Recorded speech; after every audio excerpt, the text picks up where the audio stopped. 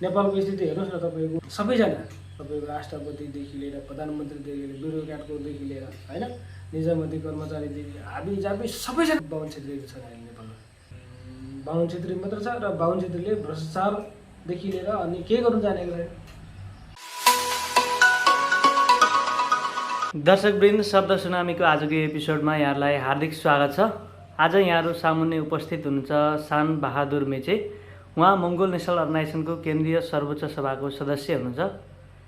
करिब 2 दशकसम्मको लामो मङ्गोल नेसनल अर्गनाइजेसनको यात्रा तय गरिसक्नुभएका मेचेसँग आज हामी समसामयिक भूराजनीतिक विषयमा र केही मङ्गोल नेसनल अर्गनाइजेसनको सैद्धान्तिक विषयमा, साङ्गठनिक विषयमा रहेर कुराकानी गर्नेछौँ। सर्वप्रथम आउनुहोस्, उहाँलाई कार्यक्रममा स्वागत गरौँ। स्वागत छ तपाईँलाई। हस्, धन्यवाद। जय मङ्गोल। मैले अलिकति भूराजनीतिक विषयलाई नै यहाँको अगाडि जोड्न चाहेँ। पहिले भर्खरै नेपालमा चाहिँ चाइना कम्युनिस्ट पार्टीका विदेश विभाग प्रमुखले चाहिँ 4 दिने भ्रमण सिद्ध्याएर चाहिँ चीन प्रस्थान भइसकेका छन्। उहाँको यो पटकको भेटलाई कसरी लिनुहुन्छ यहाँले? यो त अब यस्तो छ सागर सर, अब के भने विशेष गरेर अहिले संसार होइन, अब हिजोको यस्तो अवस्था थियो। हिजो चाहिँ अब एकलौटी रूपमा भनौँ न, पाश्चात्य मुलुक यानि कि अमेरिकाको नेतृत्वमा एकलौटी रूपमा संसार चलेको स्थिति थियो होइन। तर अब अहिले संसारको यो ग्लोबल पोलिटिक्सको कुरा गर्दाखेरि चाहिँ बहुध्रुवीय एक किसिमले आयामहरू होइन, बहुध्रुवीय तरिकाले चल्नुपर्छ संसार भन्ने हिसाबले त्यो खालको विचारधाराहरू अगाडि आइरहेको अवस्था हो। त्यो अवस्थामा सर्वप्रथम त त्यो बहुध्रुवीय कुराहरू लिएर, जुन नीतिहरू लिएर चाहिँ अगाडि बढेको एउटा मुलुक भनेको चाइना, जुन तपाईँ हाम्रो छिमेकी राष्ट्र होइन, उत्तरपट्टि नेपालको छिमेकी राष्ट्र हो। उसले चाहिँ त्यो खालको तरिकाले आफूले आफूलाई परिचित गराउँदै गइरहेको छ र आफूले आफूलाई सुसज्जित गराउँदै गइरहेको अवस्था हो। तर त्यो भइसकिसकेपछि अब चाइनाले चाहिँ बारम्बार आफ्नो कुरा दोहोऱ्याइरहेको छ उसले होइन। उसले चाहिँ अब संसार एकलौटी रूपले चलाउनु नहुने, यसको लागि चाहिँ अब देशको क्षमताअनुसारको होइन, देशको उसको शक्तिअनुसार, उसको भौगोलिक स्थितिअनुसार आफूले आफ्नो स्वतन्त्रताको कुराहरू, विभिन्न कुराहरूलाई चाहिँ भनौँ न देशको आफ्नो अस्तित्वअनुसार उसले यो संसारमा, यो पृथ्वीमा, यो विश्वमा चाहिँ आफ्नो मौजुदा उपस्थिति गराउन सक्छ भन्ने हिसाबले चाहिँ यो वकालत गर्दै गएको कारणले गर्दाखेरि यो वकालत गर्ने चाइनाको अहिलेको जुन तपाईँले भन्नुभयो पार्टीको चाहिँ एउटा विदेश विभाग प्रमुख आएर चाहिँ नेपालमा जुन हिसाबले उहाँ आउनुभयो, उहाँ आएपछि सम्भवतः मलाई के लाग्छ भने उहाँले नेपालमा आएर कि नेपालको के छ भने फेरि अब चाइनासँग नेपालको भूगोल जोडिया छ होइन। तपाईँको लगभग 1,500 कति किलोमिटर उत्तरी बेलको चाहिँ तपाईँको 1,500 किलोमिटर समथिङ त अब होइन, तिब्बतसँग चाहिँ प्रत्यक्ष सिमाना जोडिएको छ। त त्यो भएको कारणले गर्दाखेरि फेरि चाइनामा चीनको कुरा गर्ने हो भने चीन अहिले जुन विशेष गरेर यो तिब्बतको जुन मसलाहरू, तिब्बतको कुराले लिएर चाहिँ चाइना अलिकति सेन्सिटिभ पनि छ होइन। अब तिब्बतलाई चाहिँ अब बेग्लै राष्ट्र बनाउनुपर्छ भनेर दलाई लामा जस्तो एउटा भनौँ न धर्मको नाममा, एउटा धर्मगुरुको नाममा राजनीतिक खोल ओढेका भनौँ न, मतलब गुरुको खोल ओढेका राजनीतिक व्यक्तिहरू पनि छ। त त्यो हिसाबले चाहिँ भोलि चीनलाई होइन, चीनले आफ्नो भनौँ न जुन उद्देश्य प्राप्तिको लागि अगाडि बढिरहँदाखेरि तिब्बतको कुराहरूलाई लिएर चाहिँ होइन चाइनालाई चाहिँ अलिकति त्यो खालको भनौँ न भूमिका निर्वाह गर्नु चाहिँ नेपालको भूमि चाहिँ त्यसरी चाहिँ पाश्चात्य मुलुकको साथीहरूले प्रयोग गर्छ कि भन्ने हिसाबले सचेत गराउनु चाहिँ नेपालमा उहाँको भ्रमण भएको जस्तो मलाई लाग्छ। किनकि सेन्सिटिभ हिसाबले चाहिँ तपाईँको तिब्बत चाहिँ चाइनाको लागि एकदमै होइन सेन्सिटिभ भूमि हो, जसको चाहिँ अधिकांश भूभाग चाहिँ होइन, म्याक्सिमम् धेरैभन्दा धेरै भूभाग चाहिँ फेरि नेपालसँग प्रत्यक्ष उसको सीमा जोडिएको कारणले गर्दाखेरि, त्यो भएको कारणले गर्दाखेरि पनि नेपालमा र फेरि विगत केही समयदेखि होइन सामाजिक सञ्जालतिर, मिडियातिर आइरहेको कुरा छ। एमसिसी पारित भए लगतै होइन एसपिपीको कुराहरू पनि आएर त्यो अब अमेरिकन सैन्य गठबन्धनहरूले चाहिँ नेपाली सेनाहरूलाई चाहिँ अब तालिमदेखि लिएर विभिन्न क्षमतामा वृद्धिको लागि चाहिँ तालिम दिने भन्दै चाहिँ विभिन्न प्रपोजलहरू रचेर विभिन्न भनौँ सन्धि सम्झौतामा चाहिँ हस्ताक्षर गर्ने कुराहरू हल्ला आइरहेको कारणले गर्दाखेरि यो हिसाबलाई पनि बुझ्नुको लागि चाहिँ होइन र ठाडो रूपमा भनौँ न यसरी नेपाल जस्तो देशमा चाहिँ चाइनाको एउटा पार्टीको चाहिँ चाइनिज कम्युनिस्ट पार्टीको विदेश प्रमुख आएर चाहिँ भेट्नु भनेको एउटा महत्त्वपूर्ण कुरा। त यही कुराहरूलाई यो घटना परेको घटनाहरूलाई पनि एक किसिमले भनौँ न चाइनाको थ्रोबाट होइन चाइनाले चाहिँ चाइनाको चाहिँ हाम्रो चाहिँ यो खालको सन्देश छ यो हुनुपर्छ भन्ने हिसाबले चाहिँ अगाडि के अरे चाइनाको चाहिँ उहाँको भ्रमण जस्तो मलाई लाग्दछ। र फेरि के छ भने नेपाल पहिलादेखि नै अब एक किसिमले राणाहरूको पालादेखि नै होइन राजाहरूको पालादेखि नै तपाईँको नेपालले चाहिँ असंलग्न परराष्ट्र नीति भनेर लिइरहेको स्थिति थियो हिजोको दिनसम्म त। मुखले त भन्थ्यो अब असंलग्न परराष्ट्र नीतिको कुराहरू गर्थ्यो तर भित्रभित्रै चाहिँ अब कुनै राजाहरू चाइनासँग गएर मिल्ने कुनै राजाहरू इन्डियासँग गएर मिल्ने यस्ता कुराहरू त भइरहेको थियो। तर पनि अहिले आएर चाहिँ हिजो त अदृश्य रूपमा त्यसो हुन्थ्यो भने अहिले आएर त प्रत्यक्ष रूपमा होइन एमसिसी पास गरिसकेपछि यो असंलग्न परराष्ट्र नीतिलाई चाहिँ लात हालेर होइन अब अमेरिकाको पोल्टामा चाहिँ अहिलेको सरकार भनौँ न शेरबहादुर देउवाजीको सरकार चाहिँ त्यसरी अगाडि गइसकिसकेपछि यो हिसाबले पनि होइन भूरणनीतिक हिसाबले पनि नेपाल चाइनाको लागि निकै सेन्सिटिभ भएको कारणले गर्दाखेरि त्यही कुराहरू चाहिँ बुझ्ने बुझाउने हिसाबले आएको जस्तो मलाई लाग्दछ। चिनिया विदेश विभागका प्रमुखले आफ्नो कार्यकालको पहिलो वैदेशिक भ्रमणमै चाहिँ नेपाललाई रोज्नु र नेपालको पनि सरकार र प्रतिपक्षमा रहेका सबै शीर्षस्थ नेताहरूलाई चाहिँ भेट गरेका छन्। यसले चाहिँ अबको नेपालको राजनीति कतातिर मोडिन्छ, यसले नेपाललाई कस्तो खालको सन्देश दिँदैछ? होइन यो अब कस्तो किसिमले मोडिन्छ भन्ने हिसाबले सम्भवतः के छ भने अब अहिलेको सरकारको कुराहरू उसको गर्ने कार्यशैलीको कुराहरू होइन सरकार कसरी गठन भयो होइन कसरी नाटकीय रूपमा चाहिँ हिजो त्यो भनौँ न कथित कम्युनिस्टहरूको गठबन्धन तोडिएर अर्को गठबन्धन बनेर आएहरू होइन।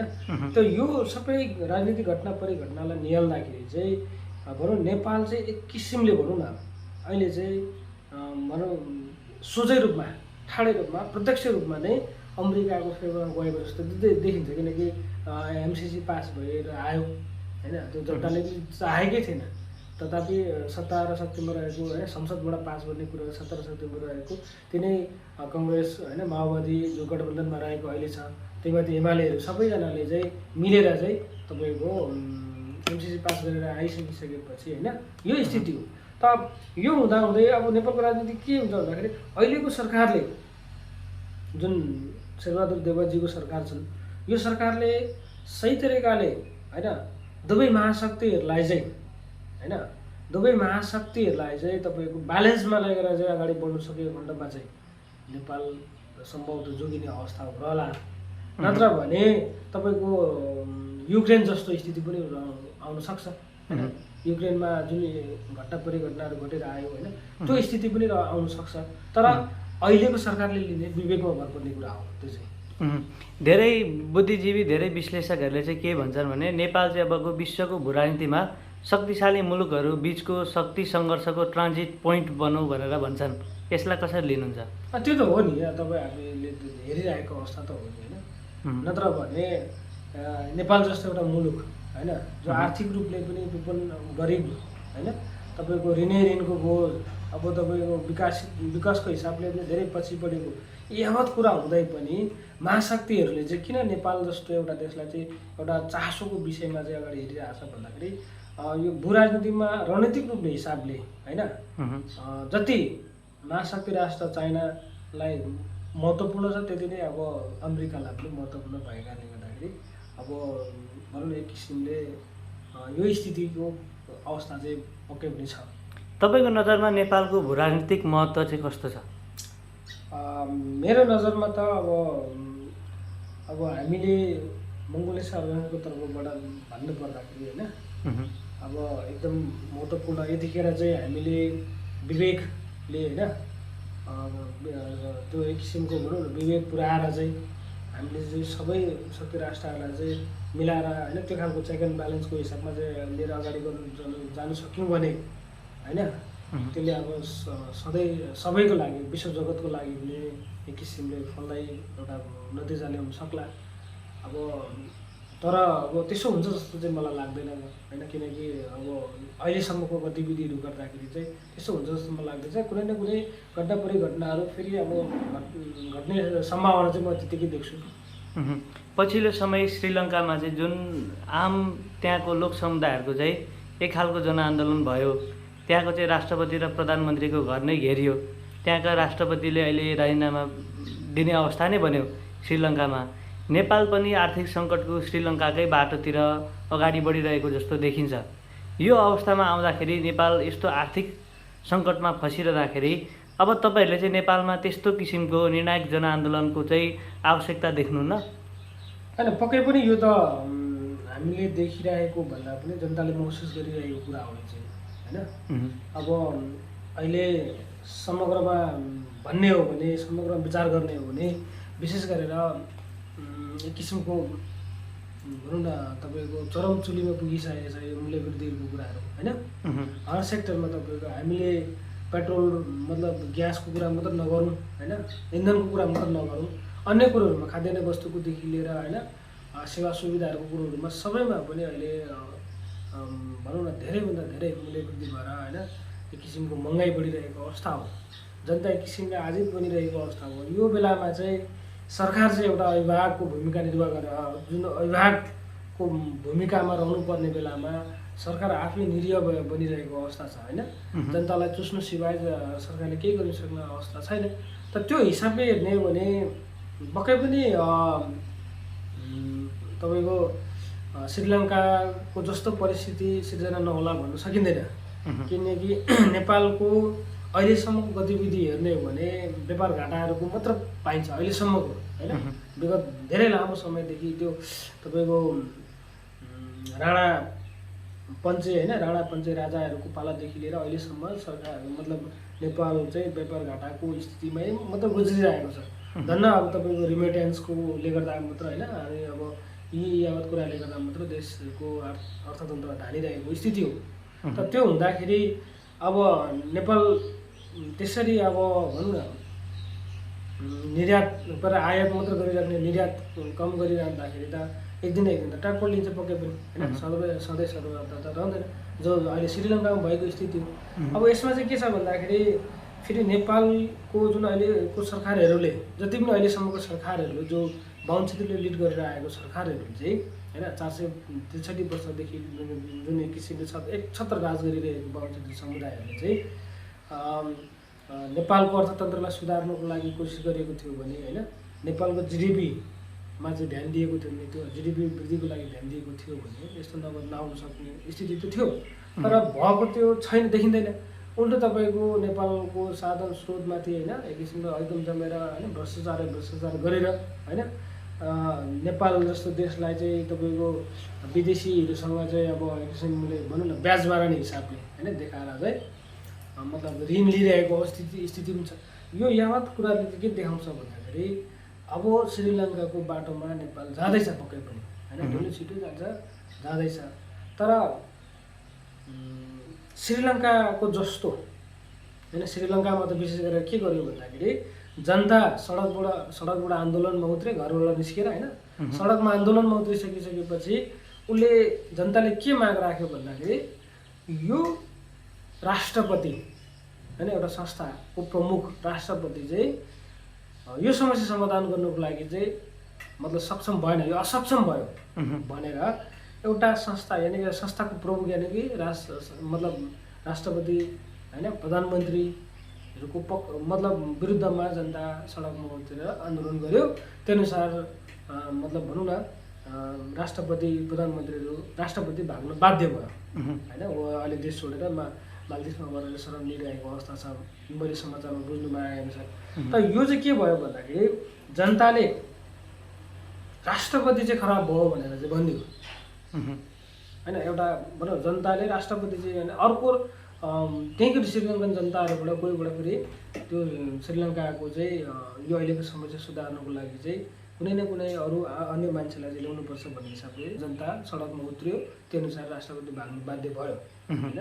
तर त्यसमा चाहिँ के हो भन्दाखेरि राष्ट्रपतिले राजीनामा दिएर चाहिँ समस्या समाधानको बाटो भनौँ, जनताले पनि त्यही भनिरहेको छ। अहिलेको जुन राजपक्ष भनेको चाहिँ विगत 20-25 वर्षदेखि चाहिँ एकलौटी रूपमा श्रीलङ्कामा चाहिँ होइन शासन गरिरहेको एउटै परिवार मात्रै थियो होइन। त्यो भएको कारणले गर्दाखेरि ऊ चाहिँ कस्तो भयो भन्दाखेरि श्रीलङ्का त्यो स्थितिमा पुग्नु भनेको चाहिँ एकदम नातावाद होइन कृपावादको कुरा आयो होइन। त्यसपछि तपाईँको होइन भ्रष्टाचारमा चुर्लुममा डुबेको, चाहे त्यो ब्युरोक्रेसीहरू भयो, चाहे त्यो सरकारी होइन सरकारको राजनीतिज्ञहरू सबैजना चाहिँ भ्रष्टाचारमा चुर्लुममा डुबिसकेपछि चाहिँ त्यसको नतिजा चाहिँ श्रीलङ्का टाँट पल्ट्यो। स्थिति नेपालको पनि त्यही साइड होइन। नेपालको स्थिति हेर्नुहोस् न, तपाईँको सबैजना तपाईँको राष्ट्रपतिदेखि लिएर प्रधानमन्त्रीदेखि लिएर ब्युरोक्राटकोदेखि लिएर होइन निजामती कर्मचारीदेखि हाबी जाबी सबैजना त बाहुन क्षेत्रीको छन् अहिले नेपालमा। अब स्थिति त्यही छ नेपालमा। फेरि नेपालको पनि तपाईँको सबैजना फेरि बाहुन क्षेत्री मात्र छ र बाहुन क्षेत्रीले भ्रष्टाचारदेखि लिएर अनि के गर्नु जानेको छैन। यो स्थिति भएपछि चाहिँ अब नेपाल यदि श्रीलङ्काको दाँजोमा पुग्यो भने श्रीलङ्कन जनताले त राष्ट्रपतिलाई मात्र खेदायो, प्रधानमन्त्रीलाई मात्र भनौँ न खेदायो। तर भोलि नेपाली जनताले त्यसरी सडकमा उत्रियो भने चाहिँ त्यहाँ राष्ट्रपति प्रधानमन्त्री भन्ने कुरा आएन क्या। राष्ट्रपतिको एउटा भनौँ न अहिलेसम्म बनेको को भन्दाखेरि देशको प्रमुख बनिने भनेको बाहुन क्षेत्री, एउटा समुदाय विशेष नै चाहिँ भनौँ सत्ताच्युत हुने स्थिति आउँछ। सर्वसत्ताको लागि कहिले पनि नेपालको त्यो पोजिसनमा चाहिँ बाहुन क्षेत्रीको चाहिँ नामो निशाना नहुने गरी चाहिँ नामेट हुने गरी चाहिँ जनताले आन्दोलन गर्नुको तयारी थालिरहेछ भनौँ न। अब तर त्यो मतलब भर्खर त्यो खालको एउटा भनौँ न हल्का कहीँ कतैबाट चाहिँ त्यो खालको आन्दोलनको छिटाहरू आउँदैछन्। तपाईँहरू पनि देशलाई विकसित बनाउने एउटा सपना बोकेर त्यो भइसकेपछि मैले यो कम्प्लिट गर्नु दिउँ। यो चाहिँ किन भन्दाखेरि जनताले अहिलेसम्म हेऱ्यो भन्दाखेरि बाहुन क्षेत्रीहरू चाहिँ फेलियर भयो भने चाहिँ होइन फेलियर भएको कारणले गर्दाखेरि अब बाहुन क्षेत्रीबाट हुँदैन यो देश, बनिँदैन यो देश भन्ने हिसाबले चाहिँ जनता त्यतातिर चाहिँ होइन सोच्नु थालिसकेको अवस्था भएकोले गर्दाखेरि अबको आन्दोलन अब जनताले गर्ने आन्दोलन भनेको त्यो धारको त्यो किसिमको हुन्छ। त्यो जनआन्दोलनको नेतृत्व चाहिँ एमएनओले गर्छ कि गर्दैन? होइन पक्कै पनि गर्छ नि त्यसको लागि त, किनकि एमएनओले सुरुवातकालदेखि नै त्यही खालको होइन भूमिका निर्वाह गर्दै आएको हुन्छ। मङ्गोल नेसनल अर्गनाइजेसनले चाहेको वास्तविक नेपाल चाहिँ कस्तो हो? अनि मङ्गोल नेसनल अर्गनाइजेसन चाहेको वास्तविक नेपाल भनेको कस्तो भन्दाखेरि अब तपाईँको लोकतान्त्रिक मुलुक होइन, धर्मनिरपेक्ष र प्रान्त पनि तपाईँको कुनै पनि मतलब जातिगत हिसाबले नामाकरण नगरेर होइन। अब अहिले त अब विभिन्न धेरै अब प्रदेशहरू त अब खोला नालाको नामबाट होइन उसको नामबाट आइसकिसक्यो।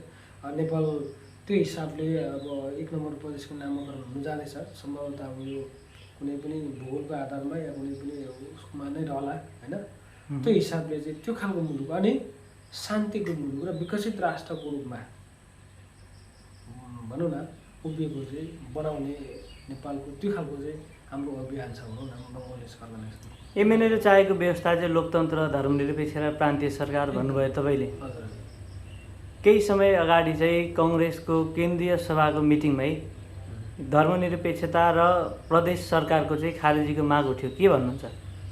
होइन यो त यस्तो हो सर, अब सागरजी तपाईँले कतिको बुझ्नु भएको छ होइन, तपाईँले एउटा मिडियाकर्मी भएको हिसाबले पनि राजनीतिक चर्चाको कुराहरू पनि तपाईँले धेरै बुझिराख्नु भएको होला। त कङ्ग्रेसको हिजोको उद्गम बिन्दु होइन, हिजोको उसको नेतृत्वलाई हेर्ने हो भने फर्केर हेर्ने हो भने ऊ त नितान्त राजावादी हो नि होइन त। उसको त तपाईँको हिजोको समयदेखि नै उसले त्यही राजा र हिन्दू राष्ट्रलाई चाहिँ टेवा पुऱ्याउँदै आइरहेको, कहीँ न कतै उसले टेवा पुऱ्याउँदै आइरहेको त्यो कुरो कङ्ग्रेसको केन्द्रीय कमिटीमा उठ्नु स्वाभाविक पनि हो होइन। अब जस्तै कतिपय कङ्ग्रेसका नेताहरूले, दिग्गज नेताहरू, ठुल्ठुलो नेता भनाउँदा नेताहरूले नै सार्वजनिक रूपमै होइन खुलेआम रूपमा हिन्दू धर्मको विषयमा वकालत गरेको धर्मनिरपेक्ष हाम्रो गल्ती भयो भनेर होइन प्रान्तीयतामा जान हाम्रो महाभुल भयो भन्ने हिसाबले चाहिँ सार्वजनिक रूपमा हिजो अभिव्यक्ति दिएकोहरू त काङ्ग्रेसका नेताहरू ठुल्ठुलो नेताहरू नै छन्। त्यो हिसाबले हेर्ने हो भने त काङ्ग्रेसको केन्द्रीय कमिटीमा त्यो मतलब कुरा उठ्नु त स्वाभाविकै हो होइन। तर यसले के गर्छ भन्दाखेरि भोलि काङ्ग्रेसलाई नै अब अवगतितिर जाने होइन यो त्यो खालको हिसाबले चाहिँ काङ्ग्रेस नै भोलि पतन भएर जाने मार्गतिर जान्छ यदि यो तरिकाले चाहिँ ऊ अगाडि बढ्यो भने। त्यसमा त अब आम जनता सारा जनता नेपाली जनताहरू चाहिँ जो लोकतन्त्र होइन धर्मनिरपेक्ष र प्रान्तीयतातिर चाहिँ अब होइन नेपाली जनता त्यो खेमामा छ होइन। समग्र बहुसङ्ख्यक जनताहरूले चाहिँ लोकतन्त्र धर्मनिरपेक्ष प्रान्तीयता आत्मसात गरिरहेको अवस्थामा अब देशको एउटा ठुलो मतलब सरकारमा रहेको अब ठुलो पार्टी ठुलो त मतलब सरकारमा रहेको पार्टीले चाहिँ त्यो खालको निर्णय गरेर आफूले आफूलाई चाहिँ भुमरीमा बर्खालोमा हाल्छ भने चाहिँ त्यो उसको विवेकहीनताको कुरा हो जस्तो मलाई लाग्दछ। तपाईँले प्रदेश सरकारको कुरा गर्नुभयो। नेपालमा 6वटा प्रदेशहरू चाहिँ अब भूगोलको नाममा नामाकरण भइसकेका छन्। 1 नम्बर प्रदेशको मात्रै यति बेला बाँकी रहेको छ। 1 नम्बर प्रदेशको नामाकरणमा चाहिँ मङ्गोल नेसनल अर्गनाइजेसन कस्तो मान्यता राख्छ? होइन मङ्गोल नेसनल अर्गनाइजेसनको इतिहास पल्टाएर हेर्नुहोस् न होइन। हिजो फाउन्डर प्रेसिडेन्ट डाक्टर गोपालज्यूले पनि भन्नुभएको छ नेपाल प्रादेशिक सरकार भइसकिसकेपछि होइन प्रदेश वाइज गइसकेपछि प्रदेशको नामाकरणको कुराहरूमा सवालमा चाहिँ उहाँले स्पष्ट लेखिदिनु भएको छ, स्पष्ट भनिदिनु भएको छ होइन। उहाँहरूको भाषणतिर सुन्नुहोस् न त एमएनओको स्पष्ट धारणा उहाँको सिकेपछि पनि के छ भने एमएनओको स्पष्ट धारणा के छ भन्दाखेरि कुनै पनि जात जातिको नाममा हुनु हुँदैन होइन प्रान्तको नाम। त्यही हिसाबले 6वटा त भयो। अब एउटा नेपालको 1 नम्बर प्रदेशको पनि नामाकरण त्यही हिसाबले नै हुन्छ होइन। किन हुन्छ भन्दाखेरि यदि त्यसो भएन भने सबैभन्दा भनौँ न त्यसको उल्टो असर चाहिँ फेरि बाहुन क्षेत्रलाई पर्छ। आदिवासी जनजाति महासङ्घले चाहिँ नेपालको 1 नम्बर प्रदेशको नामाकरण चाहिँ लिम्बुवान किराँत प्रदेश हुनुपर्छ नत्र आन्दोलन गर्छौँ भनिरहेछ नि, के भन्नु? त्यो दिवा सपना मात्र हो त्यो उसको कि गर्नु त केही पनि सक्ने होइन उसले होइन भन्छ मात्र त्यसरी। अब हिजो हेर्नु न क्षेत्रीय राष्ट्र के अरे क्षेत्रीय पार्टीहरूले चाहिँ हिजो आन्दोलन नगरेको हो त होइन। तपाईँको एक समय यस्तो अवस्था थियो क्षेत्रीय पार्टीहरूले चाहिँ बन्द अरे भन्ने बित्तिकै तपाईँको पात पनि हल्लिँदैन थियो। त्यो बेला त गर्न सकेन भने अब गर्छ त्यो उसको दिवा सपना मात्र हो त्यो होइन। मनको लड्डु घिउसँग खाएको भने जस्तो मात्र हो त्यो। नहुने कुराहरू हुँदैन त हुनु सम्भव छैन त्यो हुँदैन त्यो नहुने कुराहरू। अब राष्ट्रिय राजनीतिमा एमएनओ स्थापित हुनको लागि अथवा नेपालको शासन शक्तिमा एमएनओ पुग्ने बाटो चाहिँ कतिको फराकिलो देख्नुहुन्छ? होइन म त दिनदिन देखिरहेको छ फराकिलो हुँदै गइरहेको छ होइन। सागरजी अब तपाईँले कसरी एनालाइसिस गर्दै हुनुहुन्छ त दिनानुदिन अब मङ्गोलियस अर्गनाइजेसनको बाटो होइन मङ्गोलियस अर्गनाइजेसनले हिँडेको जुन एउटा यात्रा छ त्यो यात्रामा चाहिँ जोडिँदै होइन सबैजना यात्रीहरू चाहिँ होइन आखिरीमा अन्तिम गन्तव्यमा पुर्याउने एउटा भनौँ न सम्भाग भनौँ न होइन यो यात्राको अन्तिम बिन्दुसम्म पुर्याउने आफ्नो उद्देश्य मतलब अन्तिमसम्म पुर्याउनको लागि चाहिँ मङ्गोल नेसनल अर्गनाइजेसन मात्र एउटा भरपुर साधन रहेछ। मङ्गोल नेसनल अर्गनाइजेसन मात्र त्यो खालको पदमा हिँडेको रहेछ भनेर चाहिँ जनता चाहिँ जोडिँदै आइरहेको छ र आज दिनानुदिन झन् होइन 2 गुणा 4 गुणा हिसाबले चाहिँ मङ्गोल नेसनल अर्गनाइजेसन व्यापकता पाइरहेको अवस्था हो। तपाईँहरूको चुनाव चिन्ह कुखुराको भाले। हजुर भाले भन्दा त घन्टी बढी बज्ला जस्तो हो त यहाँ त होइन। त्यो त एक किसिमको यस्तो हो नि त के छ भने तपाईँले घन्टी बज्यो होइन। अब झापामा पनि आइपुगेछ अस्ति भर्खर मैले सामाजिक सञ्जालमा देखेँ त भाले भन्दा घन्टी किन बजेको देखिन्छ भन्दाखेरि देशको मूलधारको मिडियाहरू जो छ नि अब राष्ट्रिय मिडियाहरू बनाउँदाहरू चाहिँ सबै तिनै बाहुन क्षेत्रीको हातमा छ होइन। एउटा पात्रहरूको आवश्यक छ क्या यहाँनिर नेपालमा जुन खेलिने खेल भनौँ नाटक मञ्चनको लागि चाहिँ जुन नाटक चाहिँ तपाईँको सत्तामा रहेको एमाले होइन सत्तामा रहेको कङ्ग्रेस सत्तामा रहेको माओवादी राप्रपाहरूबाट अब सम्भव हुँदैन भनिसकेपछि जनताको त्यो मनोभाव बुझिसकेपछि अर्को एउटा पात्र क्रिएसन गरिरहेको छ जुन पात्रलाई चाहिँ नि नेसनल मिडियाहरूले हाइलाइट गरिरहेको स्थिति हो। तपाईँको मतलब रवि लामिछाने एउटा नाटकीय पात्र मात्रै हुन्, प्रवृत्ति उही हो? एकदमै। उसको सिद्धान्त के छ त होइन, के छ सिद्धान्त लु भन्नुहोस् न। हुनु पऱ्यो नि त यो देशलाई यो सिद्धान्त भन्नु पऱ्यो नि त उसले के छ त। बा भोलि गएर राजा ल्याउने हो कि त्यो पनि स्पष्ट भन्नु पऱ्यो होइन। उसले त व्यवस्था त बदलिसक्यो, अब अवस्था बदल्छौँ भनिरहेको छ। कस्तो खालको अवस्था बदलिने? एमाले काङ्ग्रेसले धेरै भ्रष्टाचार गर्यो, ऊ धेरै चोर्यो, म अब त्योभन्दा धेरै चोर्छु भन्दै जाने, त्यही त होला नि उसको। म अरू त देख्दिनँ कि होइन। अब उसको व्यक्तिगततिर नजाउँ होइन, तर उसले भोलि लिने बाटो सम्हाल्ने भनेको पनि त्यही हो। त्योभन्दा विकल्प केही छैन अरू मैले देखेको चाहिँ होइन। त्यो हिसाबले तर तपाईँ अघि भनिहाल्नुभयो भाले किन भाले मतलब घन्टी ज्यादा बज्यो भाले बासेको किन सुनायो भनेर भन्दाखेरि तपाईँहरू जस्तो होइन, तपाईँहरू जुन मिडियाकर्मी हुनुहुन्छ तपाईँहरूले पो भाले बासेको सुनाइदिनुहुन्छ र अहिले यो सामाजिक सञ्जालमा यता कता बजेको सुन्नु। तर गाउँघरमा कुना कन्दारमा हरेक मङ्गोल बस्तीमा गएर तपाईँले सोध्नुभयो भने भाले बासिरहेछ है अब भन्ने कुरो पाउनुहुन्छ। हामी सुतेको रहेछौँ, चिर निन्द्रामा सुतेको रहेछौँ, मङ्गोलको भालेलाई हामीलाई बिगार्ने काम गरिरहेछ, हामी उठ्दैछौँ अब भनेर चाहिँ यावत धेरै बहुसङ्ख्यक जनताले चाहिँ भनिरहेको स्थिति हो। तर त्यो कुरोहरू चाहिँ नेसनल मिडियाले बताउँदैन, छाप्दैन, अनि थाहा हुँदैन। घन्टी बजेको पनि सुनाउँछ, त्यही मात्रै सुनिन्छ। तपाईँहरूको भाले बासिरहँदा जुनै जोगी आए पनि कानै चिरेको भन्ने त हुने होइन फेरि? त्यसो त होइन। अब त्यसको लागि त पहिला हामीलाई गर्ने ठाउँमा पुर्याउनु पऱ्यो नि त। भोलि एमएनओ यो देशको शासन शक्तिमा पुगिरहँदाखेरि चाहिँ एमएनओले देशलाई विकास गर्नको निमित्त तयार पारेको खाँकाहरू चाहिँ केही छन्? केही छन् भने धेरै छन्। अहिलेको प्रेसिडेन्ट बुद्धलाल मेचीज्यूले हामीलाई त्यो खालको खाँकाहरू धेरै दिनुभएको छ होइन। अब त्यो सबै कुरोहरू भनेर पनि साध्य नहोला, तर पनि मोटामोटी एउटा सानोभन्दा सानो कसरी पनि गर्न सकिन्छ भन्दाखेरि जस्तै सपोज मानौँ नेपाल चाहिँ दुई ठुला विशाल देशहरूको बिचमा छ। हिजो भन्थ्यो नि दुई ढुङ्गाको बिचको तरुल भन्थ्यो होइन। डाक्टर गोपाल गुरुङजीले त भन्नुभएको छ तरुल त तरुल तर कुहिसक्यो भन्ने खालको कुरो पनि गर्नुभएको छ। किनभने कुहाइसकेको हो न, कुहिसक्यो होइन, कुहाइसकेको भनेको थियो। कुहाउने काम चाहिँ को गर्यो, कसले गर्यो भन्दाखेरि तिनै चोर फटा डाका होइन विदेशी हिन्दू आएर वंशीले गरेको। तर भोलि एमएनओले त्यो मतलब शक्ति चाहिँ आफ्नो हातमा लिएर यो देशको शासन सत्ता बागडोर चाहिँ आफ्नो हातमा लिइसकेपछि हेर्नुहोस्, मैले अघि भने दुई ठुला विशाल देश चाइना र भारत होइन र त्यो भौगोलिक हिसाबले पनि ठुलो छन्, त्यो जनसङ्ख्यिक हिसाबले ठुलो छ, सबै कुरोले ठुलो छ। तर नेपाललाई प्राकृतिक रूपमा के दिएको छैन होइन। अरूतिर नजाउँ, प्राकृतिक सुन्दरता हराभरा हरियालीको कुराहरू होइन त्यो खालको छ। संसारमा धेरै मुलुकहरू कस्तो छन् भन्दाखेरि कि त धेरै चिसै मात्र ठाउँ छ होइन। युरोप कन्ट्रीतिर जानु भने सबै चिसै मात्र पाइन्छ। तपाईँको खाडी मुलुकतिर जानु भने गर्मी मात्र छ होइन। त्यो हिसाबको भूगोल छ।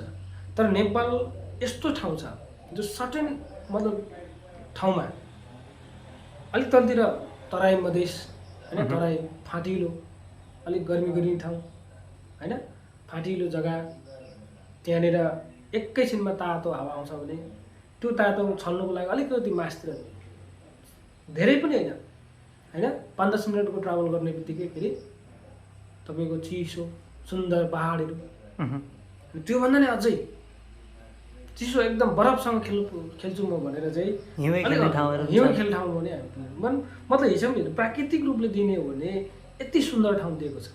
हामीले यस्तो खालको म्यानेज गर्न सक्यौँ जुन म्यानेज मतलब पर्यटनमा मैले यहाँनिर जोड्नु खोजेको एउटा पर्यटन क्षेत्रलाई मात्रै हामीले लिँदाखेरि त्यसको लागि चाहिँ अन्य मुलुकको जनताहरू आउनु परेन, अन्य मुलुकको मानिस नआउँदा नि भयो।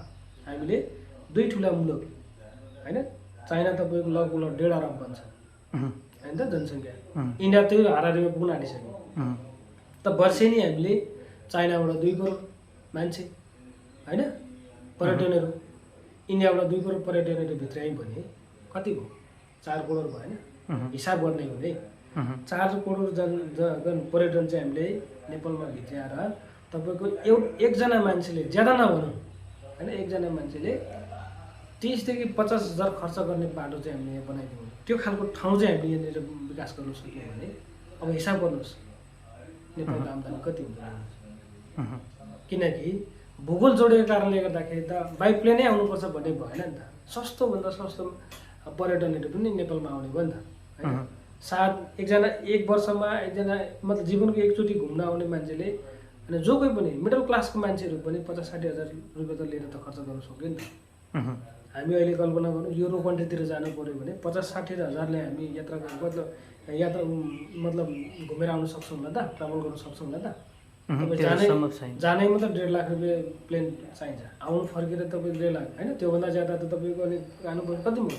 तर नेपालको त तपाईँको 2 छिमेकी देश सिमाना जोडिएको छ, प्लेन चढेर आउनु पनि परेन, बाई बस आउँदा नि भयो होइन, बाई ट्रेन आउँदा नि। त्यो खालको हामीले पर्यटनतिर मात्रै हामीले गर्न सक्यौँ भने, पर्यटनलाई मात्रै हामीले चाहिँ टेवा पुऱ्याउन सक्यौँ भने, ल अघि नै हिसाब गर्दाखेरि तपाईँको एभरेजमा 40 हजारको दरले हिसाब आएको, 30 पनि नभनु 50 पनि नभनु होइन, 40 हजारको दरले चाहिँ एकजनाले यहाँ खर्च गर्यो भने अब हिसाब गर्नु 4 करोड मान्छेले चाहिँ 40 हजार रुपियाँ त खर्च गर्यो भने कति आउँछ पैसा? लगभग हिसाब गर्नुहोस् त 16-17 खरब जस्तो पैसा त उसले यहाँ आएर पे गर्छ। त्यो भनेको यहाँको आन्तरिक आय बढ्नु होइन त, उसले खर्च गरिसकेपछि अनि जिडिपी त्यहाँ पनि तयार गर्छ। त्यतातिर खोइ ध्यान दिएको होइन।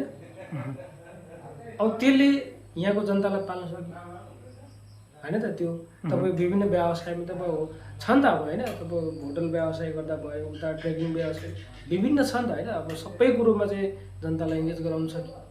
त अहिले त के भइरहेको छ भन्दाखेरि अहिले सरकार आफै मानव तस्करीको रूपमा चाहिँ उसले गरे, लिगलाइज रूपमा मानव तस्कर गरिरहेको छ होइन त।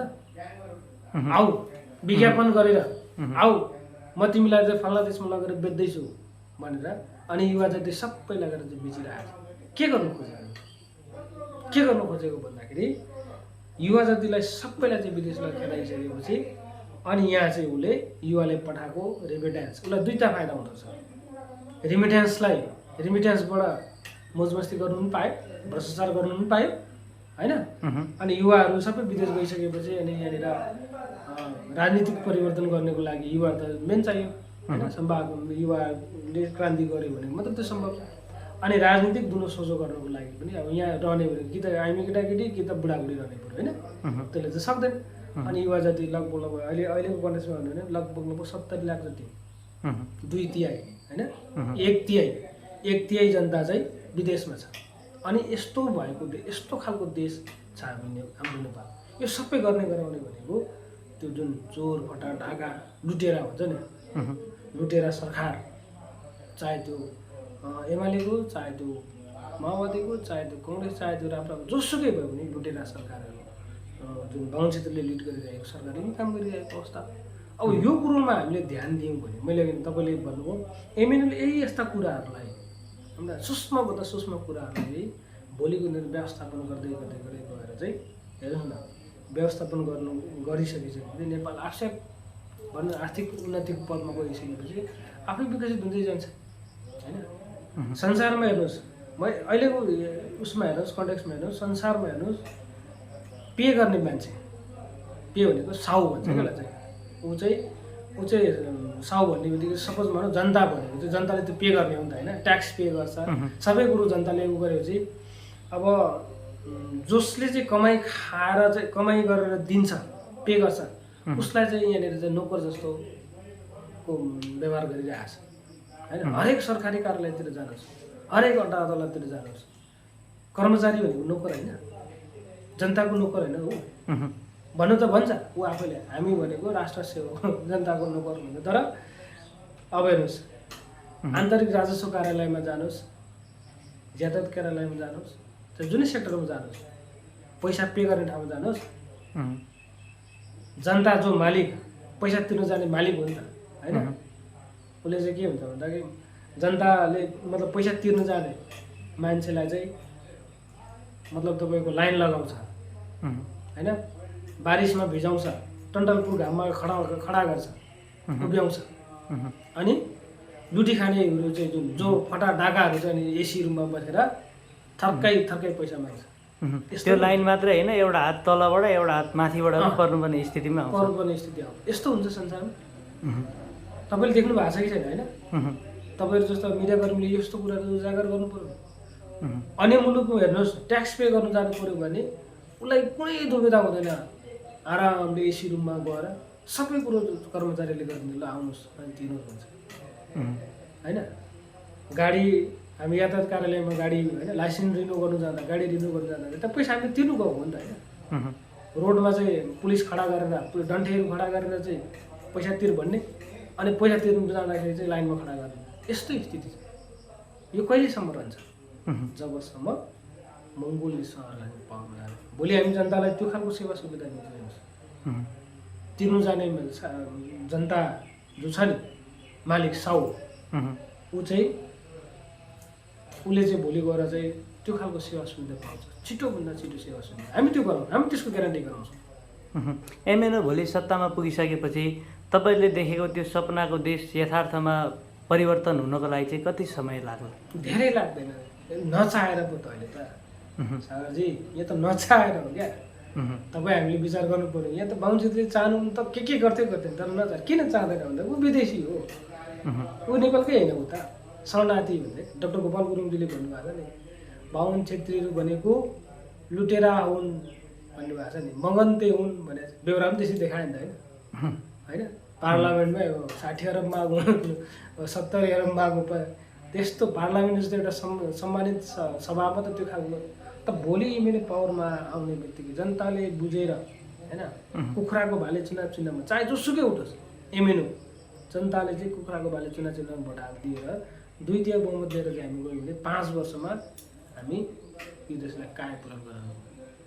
ती कर्पोरेट रूपमा गर्ने भ्रष्टाचार होइन, त्यो नातावाद कृपावादमा मौलाएको एक किसिमको त्यो भ्रष्टाचारहरूलाई चाहिँ हामी एकदम निम्त्यान बनाएर चाहिँ जनताको लागि, जनताद्वारा जनताको लागि, जनताको निम्ति भन्ने जुन एक किसिमको फिलोसफी छ नि रिपब्लिक, यानि कि लोकतन्त्रको, त्यो फिलोसफीलाई चाहिँ व्यावहारिक रूपमा लागू गर्छ। व्यावहारिक रूपमा लागू गरिसकिसकेपछि अनि मात्र जनताले वास्तविक लोकतन्त्रको अनुमति गर्छ। र ज्यादा भौतिक विकासको लागि त धेरै लामो समय कुर्नु पर्दैन नि त सर। भौतिक विकास गर्नु चाह्यो भने नि लामो समय कुर्नु पर्दैन क्या, 5 वर्ष भए काफी। तर के छ भन्दाखेरि चेतनाको विकास गर्नु चाहिँ अलिक गाह्रो हुन्छ, अलिक समय लाग्छ। त्यो चाहिँ चेतनाको विकास गर्नु चाहिँ लगभग अब समय लाग्छ, किनकि जनताले त अहिले यस्तो खालको आजित भइसकेको स्थिति छ नि त होइन? यता अब बाहुनजीले अहिलेसम्म के गर्यो भन्दाखेरि जनतालाई आतङ्कित मात्र बनायो नि त होइन? अब हेर्नुहोस् न कस्तो कस्तो तरिकाले आतङ्कित भयो। हिजो तपाईँको जात जातिको नाममा आतङ्कित बनायो, दलित शूद्र भनेर चाहिँ तपाईँको दलित शूद्र बनाएर चाहिँ तपाईँको हाम्रो मान्छेलाई चाहिँ होइन एउटा पशुवत व्यवहार गर्यो, त्योभन्दा आतङ्कित बनाएको नि त, आतङ्कित गरेको थियो नि त होइन? सत्ता शक्ति उसको हातमा राखेपछि मान्छेले मान्छेलाई नगर्ने स्थिति, अनि दलित बनायो, शूद्र बनायो, पानी नछुने, छैछुने, यस्तो खालको मतवाली बनाएर चाहिँ हिजो त्यो भनौँ एक किसिमले आतङ्कित बनायो। त्यसपछि समाज परिवर्तन बिस्तारै परिवर्तन, समय सापेक्ष परिवर्तन हुँदै आइसकेपछि अहिले फेरि त्यस्तै स्थिति छ। अहिले हेर्नु न होइन, लिगलाइज रूपमा बाहुन क्षेत्रीय शासन सत्तामा पुगिसकेपछि जनताहरूलाई चाहिँ धम्काउने, तर्साउने होइन, यो यावत कुराहरू गर्ने स्थिति छ।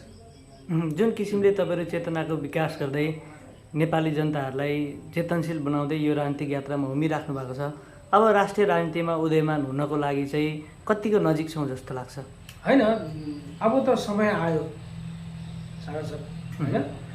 सागर सर अब चाहिँ समय आयो, हामी लगभग नजिक छौँ। तर यसलाई चाहिँ भनौँ न विधिवत रूपमा अगाडि आउनुको लागि चाहिँ अलिक समय लाग्छ होइन? किनकि अब एउटा ठुलो एउटा किसिमको रुख थियो होइन, रुख त ढल्यो, राजतन्त्र रुख ढल्यो, बाहुन क्षेत्रीको चुरीफुरी त ढल्यो, तथापि अब त्यसको जराजुरीहरू जुन भित्रसम्म गाडेर हिजोसम्म गाडिएको जराहरू चाहिँ त्यसलाई उखालेर फालेर चाहिँ होइन, उखालेर फाल्नु चाहिँ अब बाँकी छ। त्यो उखालेर फालिसकिसकेपछि होइन अब एक किसिमले त्यो खालको अलिकति अवशेषहरू चाहिँ रहेको छ, रहन्छ पनि पक्कै पनि होइन। त्यो अवशेषहरू अलिअलि छ, त्यसलाई चाहिँ अब बिस्तारै बिस्तारै जनता सचेत हुँदै गयो भने त्यो पनि अवशेषहरू पनि नष्ट भएर जान्छ। त्यसपछि त एमएनओ नै हो शक्तिमा आउने, र एमएनओ नै पावरमा आउँछ। त्यो जसमा जुन जस्तो तारा जस्तो मतलब घाम जस्तो छर्लङ्ग छ भनौँ न दिनमा घाम जतिको छर्लङ्ग हुन्छ नि त्यसरी नै छर्लङ्ग छ। हस्, तपाईँको महत्त्वपूर्ण समयको लागि तपाईँलाई विशेष धन्यवाद।